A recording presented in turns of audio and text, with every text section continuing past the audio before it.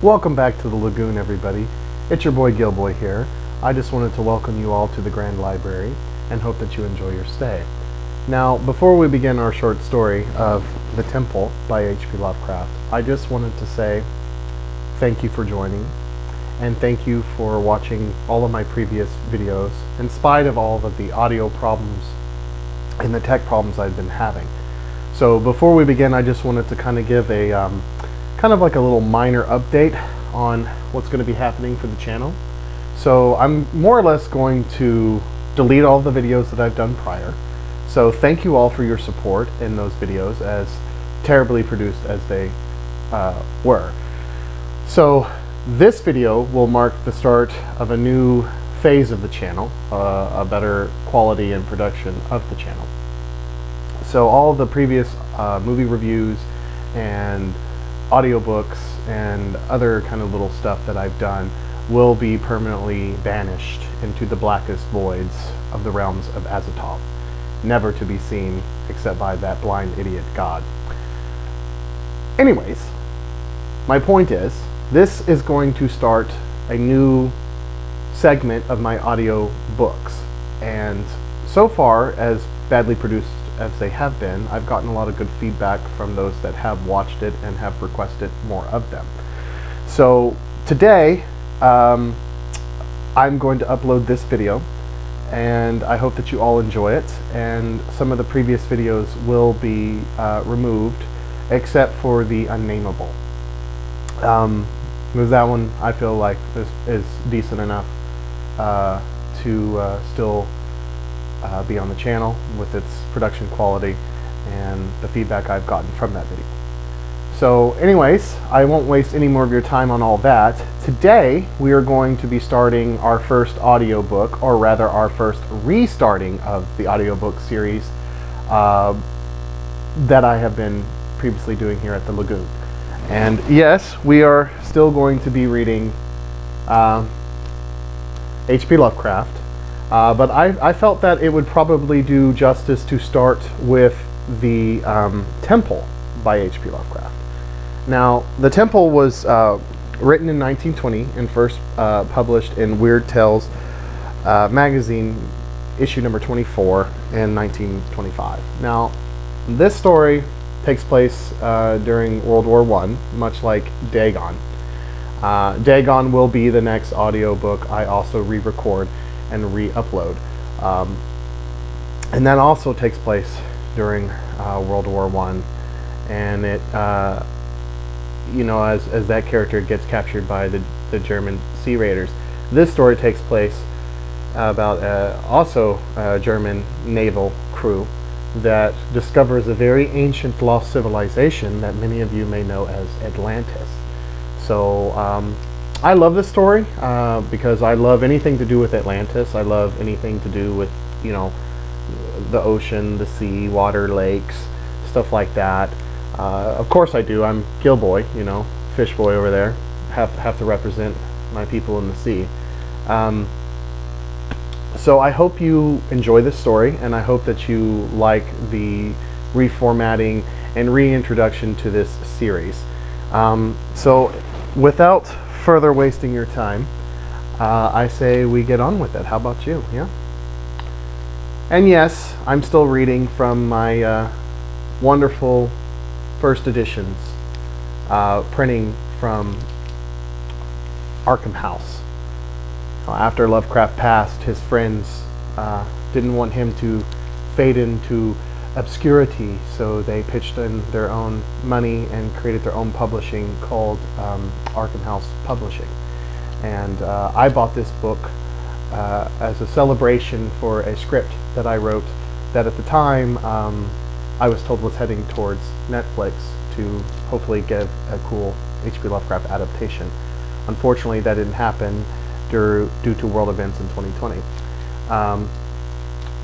But I also just wanted to show you, you know, it's 1965, so if any of you are into book collecting, like I am, you can kind of geek out and nerd out with me on this. I have several of the first printings of Arkham House for Lovecraft's work, which I will be reading from. Unfortunately, I don't have the very first one, The Outsider and Other Tales, so I'll have to probably read that from a greater collection or just online. But before we begin in here, I just wanted to stay, as I've previously stated in some other videos, the future of my audiobooks is not just solely going to be H.P. Lovecraft. It's also going to be Robert E. Howard, Conan the Barbarian stuff, maybe some Cole, which also is a warrior of Atlantis, so that fits the theme of this story. And I would love to do some Stephen King, but I'm pretty sure I'd get copyright striked into oblivion with that. It'd be awesome to read parts of it, and Salem's Lot, and Christine, and Nightmares and Dreamscapes, Night Shifts, his little short stories and stuff. Chattering Thief's one of my all-time faves. Don't think I'll be able to do that unless I get, license and, permission, so that hopefully in the future I can do that. I'd also like to read Moby Dick. It's one of my favorite novels. But for the meantime, we're going to stay safe and just read public domain works, and that's pretty much going to be a majority of Lovecraft, and seeing as how this is a horror channel, I think that that's appropriate. And who knows, I might even have a little philosophy time here at the Lagoon with you all. We might read some Plato and some Aristotle and stuff like that. But for the time being, we're going to focus on H.P. Lovecraft, so I hope everybody has their drinks ready and get themselves all comfy and allow Gill-boy to serenade you with his voice. So without further ado, the long-awaited reading of The Temple by H.P. Lovecraft. Manuscript found on the coast of Yucatan. On August 20th, 1917, I, Karl Heinrich Graf von Altenburg Ehrenstein, Lieutenant Commander in the Imperial German Navy and in charge of the submarine U-29, deposit this bottle and record in the Atlantic Ocean at a point to me unknown, but probably about north latitude 22 degrees, west longitude 35 degrees, where my ship lies disabled on the ocean floor. I do so because of my desire to set certain unusual facts before the public, a thing I shall not in all probability survive to accomplish in person. Since the circumstances surrounding me are as menacing as they are extraordinary, and involve not only the hopeless crippling of the U-29, but the impairment of my iron German will in a manner most disastrous. On the afternoon of June 18th, as reported by wireless to the U-61 Bond for a kill, we torpedoed the British freighter Victory, New York to Liverpool in north latitude 45 degrees 16 minutes, west longitude 28 degrees 34 minutes, permitting the crew to leave in boats in order to obtain a good cinema view for the Admiralty records. The ship sank quite picturesquely, bow first, the stern rising high out of the water whilst the hull shut down perpendicularly to the bottom of the sea. Our camera missed nothing, and I regret that so fine a reel of film should never reach Berlin. After that, we sank the lifeboats with our guns and submerged. When we rose to the surface about sunset, a seaman's body was found on deck, hands gripping the railing in curious fashion. The poor fellow was young, rather dark, and very handsome, probably an Italian or Greek, and undoubtedly of the Victory's crew. He had evidently sought refuge on the very ship which had been forced to destroy his own, one more victim of the unjust war of aggression which the English pig dogs are waging upon the fatherland. Our men searched him for souvenirs and found in his coat pocket a very odd bit of ivory carved to present a youth's head crowned with laurel. My fellow officer, Lieutenant Klins, believed that the thing was of great age and artistic value, so took it from the men for himself. How it had ever come into the possession of a common sailor, neither he nor I could imagine. As the dead man was thrown overboard, there occurred two incidents which created much disturbance amongst the crew. The fellow's eyes had been closed, but in the dragging of his body to the rail they were jarred open, and many seemed to entertain a queer delusion that they gazed steadily and mockingly at Schmidt and Zimmer, who were bent over the corpse. The boatsman, Muller, an elderly man who would have known better had he not been a superstitious Alstanian swine, became so excited by this impression that he watched the body in the water, and swore that after it sank a little it drew its limbs into a swimming position and sped away to the south under the waves. Klins and I did not like these displays of peasant ignorance and severely reprimanded the men, particularly Muller. The next day a very troublesome situation was created by the indisposition of some of the crew. They were evidently suffering from the nervous strain of our long voyage and had had bad dreams. Several seemed quite dazed and stupid, and after satisfying myself that they were not feigning their weakness, I excused them from their duties. The sea was rather rough, so we descended to a depth where the waves were less troublesome. Here we were comparatively calm, despite a somewhat puzzling southward current, which we could not identify from our oceanographic charts. The moans of the sick were decibly annoying, but since they did not appear to demoralize the rest of the crew, we did not resort to extreme measures. It was our plan to remain where we were and intercept the linear Dhaka mentioned and information from agents in New York. In the early evening, we rose to the surface and found the sea less heavy. The smoke of a battleship was on the northern horizon, but our distance and ability to submerge made us safe. What worried us more was the talk of Boatswain Muller, which grew wilder as night came on. He was in a detestably childish state and babbled of some illusion of dead bodies drifting past the undersea portholes. Bodies which looked at him intensely and which he recognized in spite of bloating as having seen dying during some of our victorious German exploits. And he said that the young man he had found and tossed overboard was their leader. This was very gruesome and abnormal, so we confined Muller in irons and had him soundly whipped. The men were not pleased at his punishment, but discipline was necessary. We also denied the request of a delegation headed by Seaman Zimmer, that the curious craved ivory head be cast into the sea. On June 20th, Seaman Baum and Smith, who had been ill the day before, became violently insane. I regretted that no physician was included in our complement of officers, since German lives are precious, but the constant ravings of two concerning a terrible curse were most subversive of discipline, so drastic steps were taken. The crew accepted the event in a sullen fashion, but it seemed to quiet Muller, who thereafter gave us no trouble.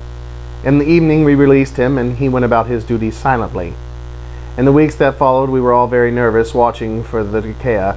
The tension was aggravated by the disappearance of Muller and Zimmer, who undoubtedly committed suicide as a result of the fears which had seemed to harass them, though they were not observed in the act of jumping overboard.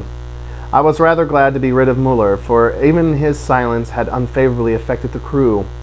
Everyone seemed inclined to be silent now, as though holding a secret fear. Many were ill, but none made a disturbance. Lieutenant Klins chafed under the strain, and was annoyed by the merest trifles, such as the school of dolphins which gathered about the U-29 in increasing numbers, and the growing intensity of that southward current which was not on our chart. It at length became apparent that we had missed the Dhaka altogether. Such failures are not uncommon, and we were more pleased than disappointed, since our return to Wilhelmshaven was now in order. At noon, June 28th, we turned northeastward, and despite some rather comical entanglements with the unusual masses of dolphins, were soon underway. The explosion in the engine room at 2 a.m. was wholly a surprise. No defect in the machinery or carelessness in the men had been noticed, yet without warning the ship was racked from end to end with a colossal shock. Lieutenant Klins hurried to the engine room, finding the fuel tank and most of the mechanisms shattered, and engineers Rahab and Schneider instantly killed. Our situation had suddenly become grave indeed, for though the chemical air regenerators were intact, and though we could use the devices for raising and submerging the ship and opening the hatches as long as compressed air and storage batteries might hold out, we were powerless to propel or guide the submarine.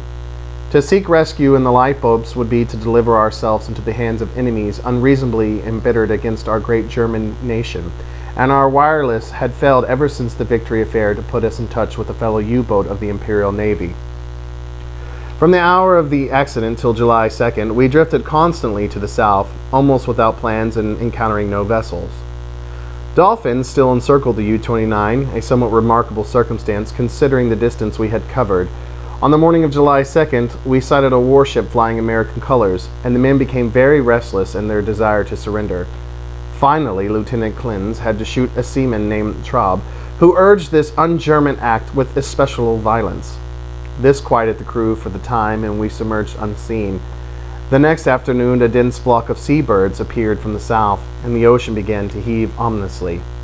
Closing our hatches, we awaited developments until we realized that we must either submerge or be swamped in the mounting waves. Our air pressure and electricity were diminishing, and we wished to avoid all unnecessary use of our slender mechanical resources.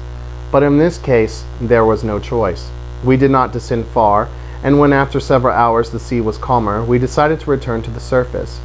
Here, however, a new trouble developed, for the ship failed to respond to our direction in spite of all that the mechanics could do. As the men grew more frightened at this undersea imprisonment, some of them began to mutter again about Lieutenant Clinton's ivory image, but the sight of an automatic pistol calmed them. We kept the poor devils as busy as we could, tinkering at the machinery even when we knew it was useless. Clins and I usually slept at different times, and it was during my sleep about 5 a.m., July 4th, that the general mutiny broke loose. The 6 remaining pigs of seamen, suspecting that we were lost, had suddenly burst into a mad fury at our refusal to surrender to the Yankee battleship 2 days before, and were in a delirium of cursing and destruction. They roared like the animals they were, and broke instruments and furniture indiscriminately, screaming about such nonsense as the curse of the ivory image and the dark, dead youth who looked at them and swam away. Lieutenant Clin seemed paralyzed and inefficient, as one might expect of a soft, womanish ringleader. I shot all 6 men, for it was necessary, and made sure that none remained alive. We expelled the bodies through the double hatches and were alone in the U-29. Clin seemed very nervous and drank heavily. It was decided that we remain alive as long as possible, using the large stock of provisions and chemical supply of oxygen, none of which had suffered from the crazy antics of those swine-hounded seamen. Our compasses, depth gauges, and other delicate instruments were ruined, so that henceforth our only reckoning would be guesswork, based on our watches, the calendar, and apparent drift as judged by any objects we might spy through the portholes or from the conning tower. Fortunately, we had storage batteries still capable of long use, both for interior lighting and for the searchlight. We often cast a beam around the ship, but saw only dolphins swimming parallel to our own drifting course. I was scientifically interested in those dolphins, for though the ordinary Delphinus delphis is a certain mammal unable to subsist without air, I watched one of the swimmers closely for 2 hours, and did not see him after his submerged condition. With the passage of time, Clins and I decided that we were still drifting south, meanwhile sinking deeper and deeper. We noted the marine fauna and flora, and read much on the subject in the books I had carried with me for spare moments. I could not help observing, however, the inferior scientific knowledge of my companion. His mind was not Prussian, but given to images and imaginings and speculations which have no value. The fact of our coming death affected him curiously, and he would frequently pray in remorse over the men, women, and children we had sent to the bottom, forgetting that all things are noble which serve the German state. After a time he became noticeably unbalanced, gazing for hours at his ivory image and weaving fanciful stories of the lost and forgotten things under the sea. Sometimes, as a psychological experiment, I would lead him on in the wanderings and listen to his endless poetical quotations and tales of sunken ships. I was very sorry for him, for I disliked to see a German suffer, but he was not a good man to die with. For myself I was proud, knowing how the fatherland would revere my memory and how my sons would be taught to be men like me. On August 9th, we espied the ocean floor and sent a powerful beam from the searchlight over it. It was a vast undulating plain, mostly covered with seaweed and strewn with the shells of small mollusks. Here and there were slimy objects of puzzling contour, draped with weeds and encrusted with barnacles which Clins declared must be ancient ships lying in their graves. He was puzzled by one thing, a peak of solid matter protruding above the ocean bed, nearly 4 feet at its apex, about 2 feet thick, with flat sides and smooth upper surfaces which met at a very obtuse angle. I called the peak a bit of outcropping rock, but Clins thought he saw carvings on it. After a while he began to shudder and turned away from the scene as if frightened, yet could give no explanation save that he was overcome with the vastness, darkness, remoteness, antiquity, and mystery of the oceanic abysses. His mind was tired, but I am always a German, and was quick to notice 2 things: that the U-29 was standing the deep sea pressure splendidly, and that the peculiar dolphins were still about us, even at a depth where the existence of high organism is considered impossible by most naturalists. That I had previously overestimated our depth, I was sure, but nonetheless we must still be deep enough to make this phenomenon remarkable. Our southward speed, as gauged by the ocean floor, was about as I had estimated from the organisms passed at higher levels. It was at 3:15 p.m., August 12th, that poor Clins went wholly mad. He had been in the conning tower using the searchlight when I saw him bound into the library compartment where I sat reading, and his face at once betrayed him.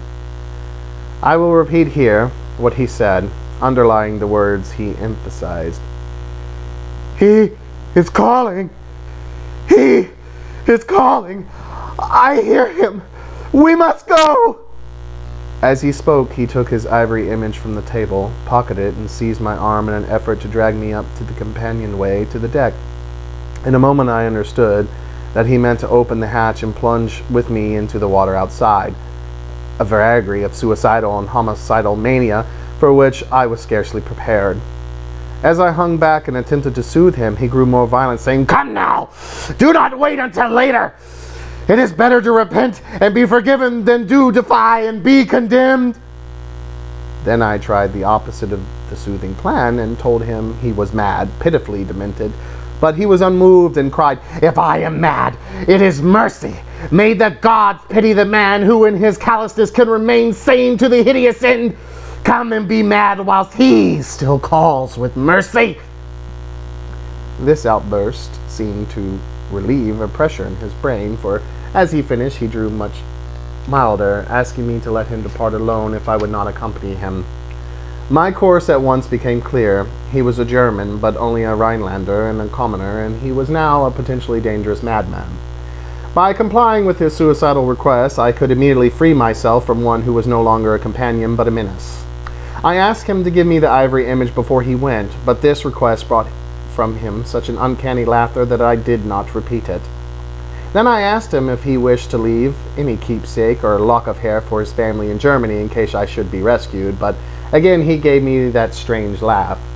So as he climbed the ladder, I went to the levers and, allowing proper time intervals, operated the machinery which sent him to his death. After I saw that he was no longer in the boat, I threw the searchlight around the water in an effort to obtain a last glimpse of him, since I wished to ascertain whether the water pressure would flatten him, as it theoretically should, or whether the body would be unaffected like those extraordinary dolphins. I did not, however, succeed in finding my late companion, for the dolphins were massed thickly and obscuring about the conning tower. That evening I regretted that I had not taken the ivory image superstitiously from poor Clinton's pockets as he left, for the memory of it fascinated me. I could not forget the youthful, beautiful head with its leafy crown, though I am not by nature an artist. I was also sorry that I had no one with whom to converse. Clinton, though not my mental equal, was much better than no one. I did not sleep well that night and wondered exactly when the end would come. Surely I had little enough chance of rescue. The next day I ascended to the conning tower and commenced the customary searchlight explorations. Northward, the view was much the same as it had been all the 4 days since we had sighted the bottom, but I perceived that the drifting of the U-29 was less rapid.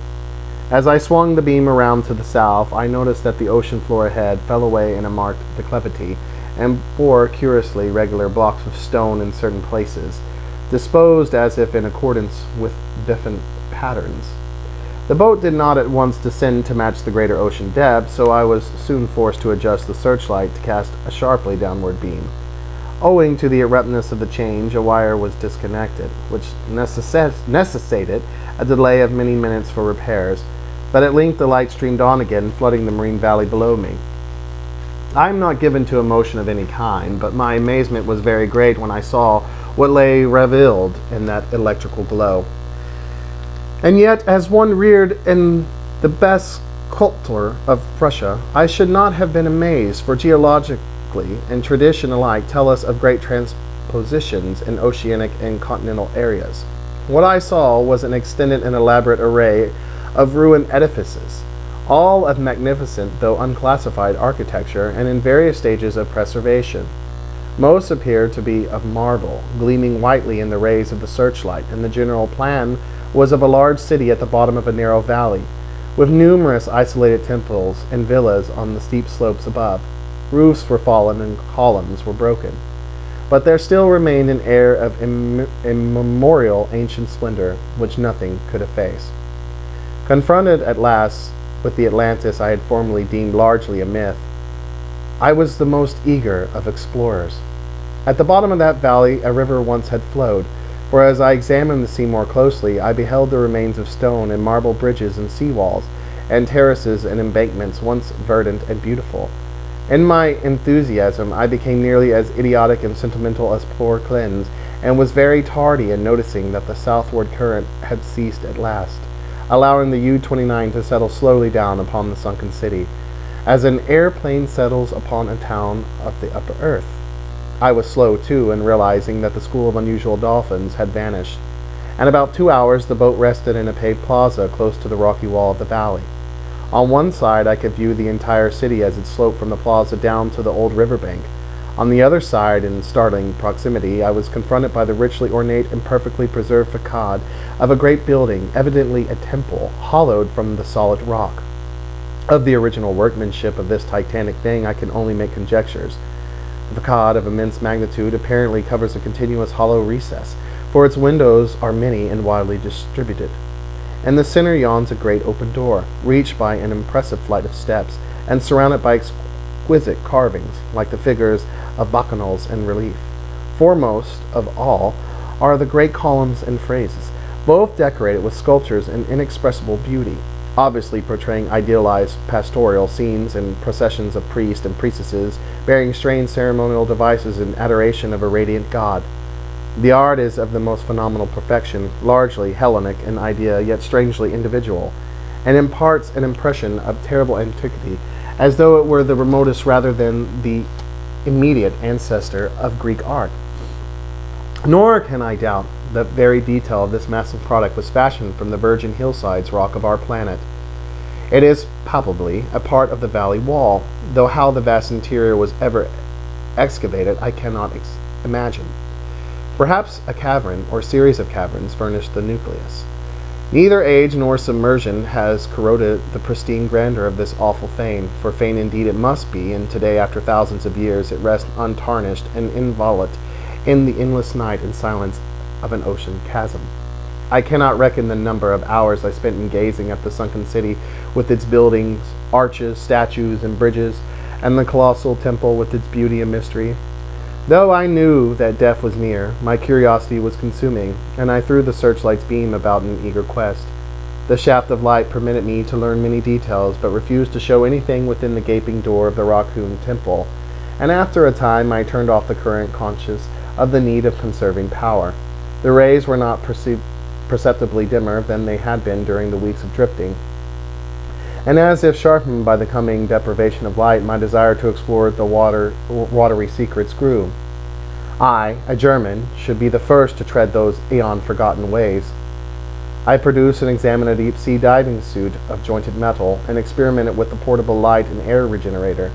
Though I should have trouble in managing the double hatches alone, I believed I could overcome all obstacles with my scientific skill, and actually walk about the dead city in person. On August 16, I effected the exit from the U-29 and laboriously made my way through the ruined and mud-choked streets to the ancient river. I found no skeletons or other human remains, but gleaned a wealth of archaeological lore from sculptures and coins.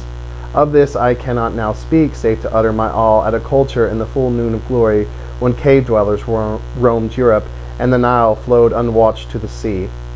Others, guided by this manuscript, if it shall ever be found, must unfold the mysteries at which I can only hint.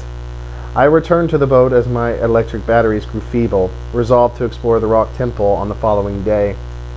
On the 17th, as my impulses to search out the mystery of the temple waxed still more insistent, a great disappointment befell me, for I found that the materials needed to replenish the portable light had perished in the mutiny of those pigs in July.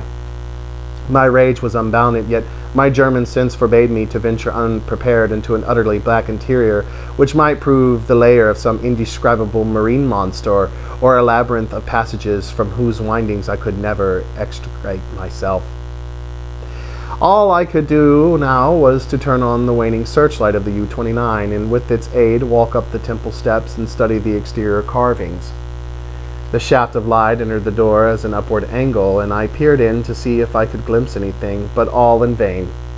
Not even the roof was visible, and though I took a step or two inside after testing the floor was a staff, I dared not go farther. Moreover, for the first time in my life, I experienced the emotion of dread. I began to realize how some of poor Clinton's moods had arisen, for as the temple drew me more and more, I feared its aqueous abysses with a blind and mounting terror. Returning to the submarine, I turned off the lights and sat thinking in the dark. Electricity must now be saved for emergencies. Saturday, the 18th, I spent in total darkness, tormented by thoughts and memories that threatened to overcome my German will. Klins had gone mad and perished before reaching the sinister remnant of a past unwholesomely remote, and had advised me to go with him. Was indeed fate preserving my reason only to draw me irresistibly to an end more horrible and unthinkable than any man has dreamed of? Clearly, my nerves were sorely taxed, and I must cast off these impressions of weaker men. I could not sleep Saturday night, and turned on the lights regardless of the future. It was annoying that the electricity should not last out the air and provisions. I revived my thoughts of euthanasia and examined my automatic pistol. Toward morning, I must have dropped asleep with the lights on, for I awoke in darkness yesterday afternoon to find the batteries dead. I struck several matches in succession and desperately regretted the improvidence which had caused us long ago to use up the few candles we carried. After the fading of the last match I dared to waste, I sat very quietly without a light. As I considered the inevitable, my mind ran over preceding events, and developed a hitherto dormant impression which would have caused a weaker and more superstitious man to shudder. The head of the radiant god in the sculptures on the rock temple is the same as that cavern bit of ivory which the dead sailor brought from the sea, and which poor Klins carried back into the sea. I was a little dazed by this coincidence, but did not become terrified.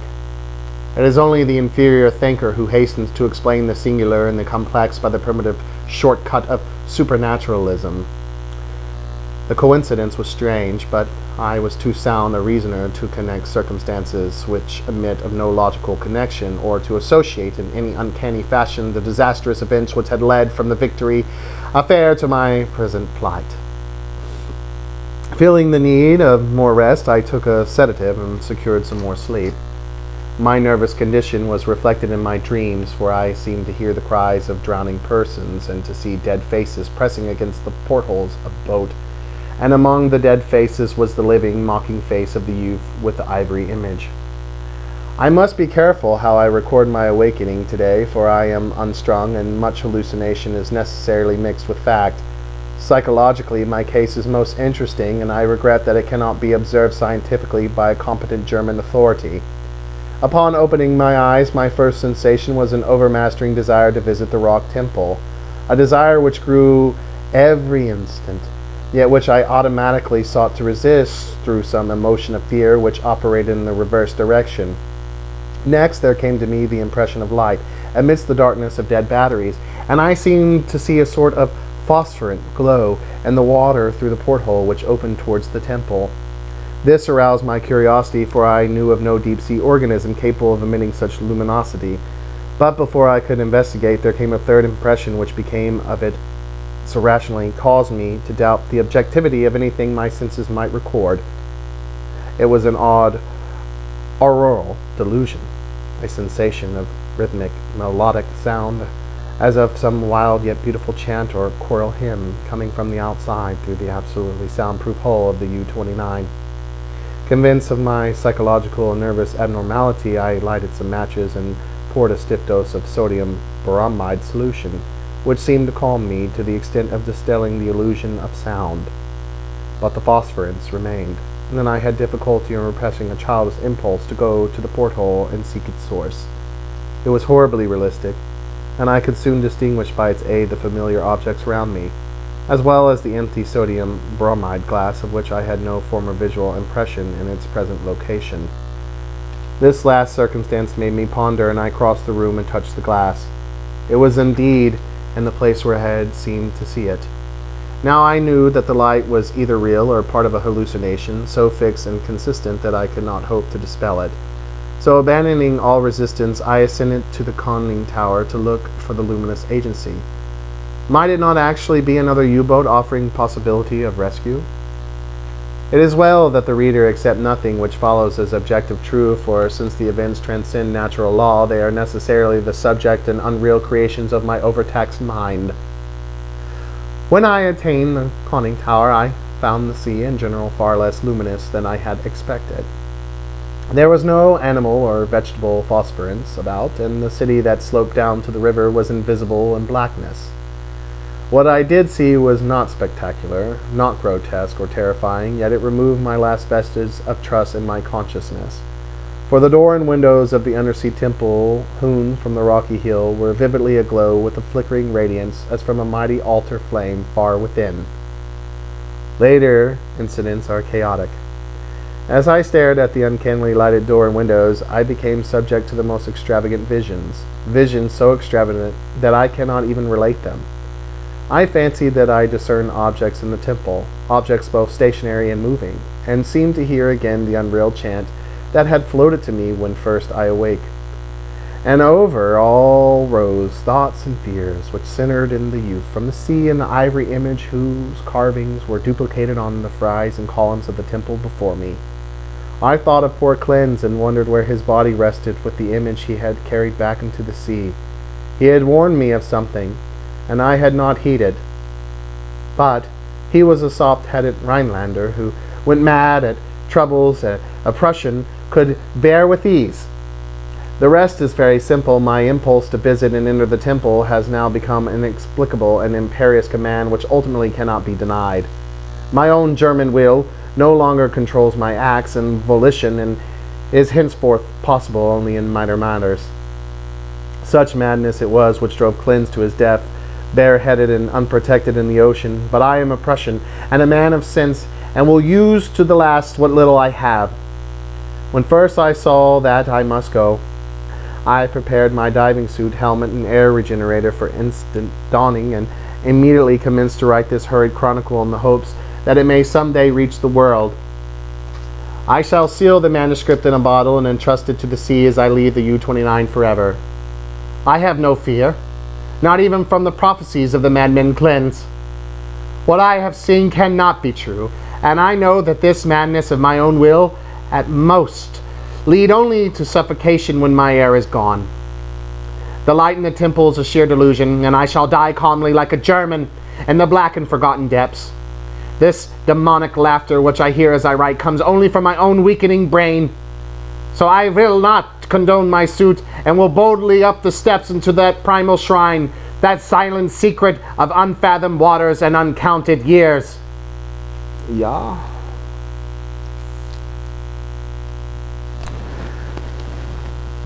So, that's the temple. It's a rather peculiar tale of Lovecraft. You know, I'm a big lover of Atlantis.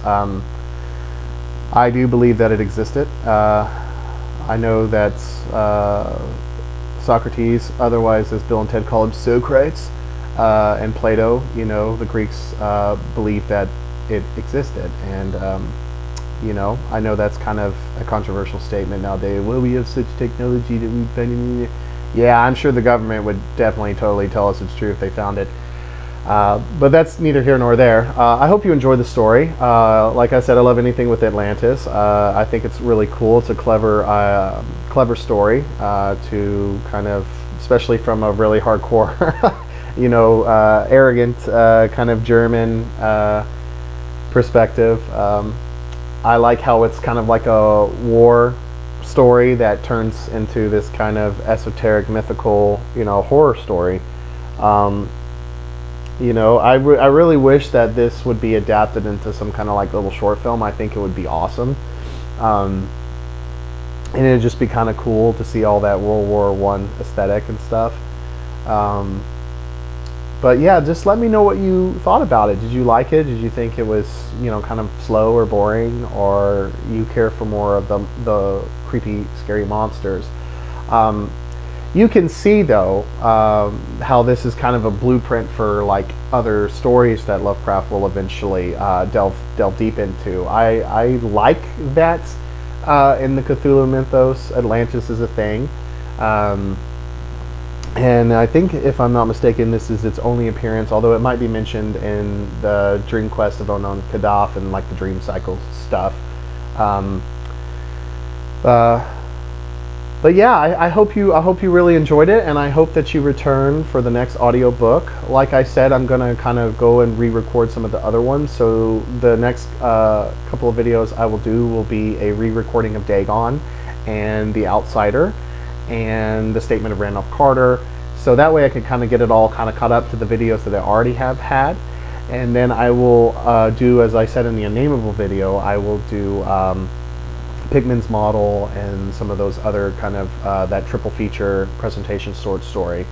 And from now on I will once a week be uploading an audiobook. So I have quite a bit in store for you, and I hope that you enjoy it, and I hope you continue to come to the Grand Library in the Lagoon and we read together and discuss all this nerdy, esoteric, mythological, and Cthulhu fantasy kind of stuff.